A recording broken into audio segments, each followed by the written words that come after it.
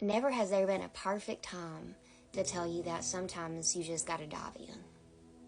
Sometimes you just got to walk to the edge of life and let yourself dive in, jump in, and see what else God has for you. I worked at this place a long time ago. We changed the name of the church. Everybody was terrified. It was such an old church, at least for the area. And at that time, anytime a church changes hands, even though it's all in God's hands, people are worried and scared. What's the new people going to bring in? What are they going to do?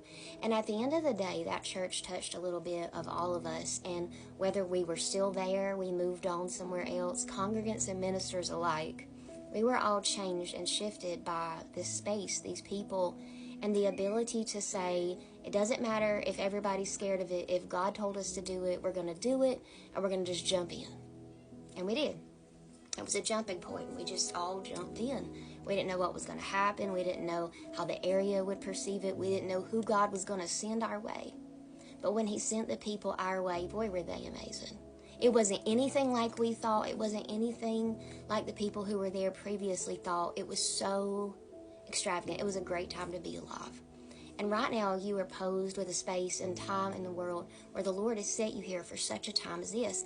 And you can either look at all the distractions, or you can be like Peter and you can decide that you're going to walk on water, because you might start sinking, sure. But as long as you fix your eyes on Jesus, you're going to have the time of your life. In order for miraculous things to happen, we have to remember that things have to look desolate sometimes. Jesus didn't show up to Lazarus' healing or to his funeral, but he showed up to his miracle, and that's the part that matters. Maybe you're worried about the state of politics, the world, whatever it is for you. But if you keep your eyes on Jesus and you just go ahead and dive in and see what God has in store for you, if that's what he's calling you to do, it can't go no way but up. It can't go no way but good. And when you keep your eyes on Jesus, the Lord will let you do so many things that you never thought he'd let you do.